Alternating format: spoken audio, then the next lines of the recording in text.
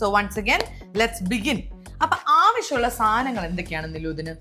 Chicken fry, chicken ഫ്രൈയാ? ഇടി ഇത് മീൻകറിയാണ്, സ്ക്രിപ്റ്റ് മാറ്റരുത്.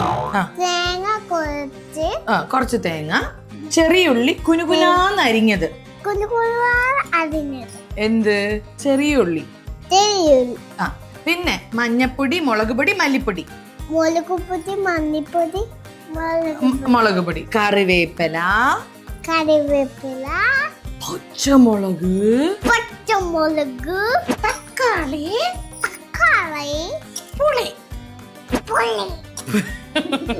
പിന്നെ നമ്മുടെ മെയിൻ ഐറ്റം എന്താണിത്?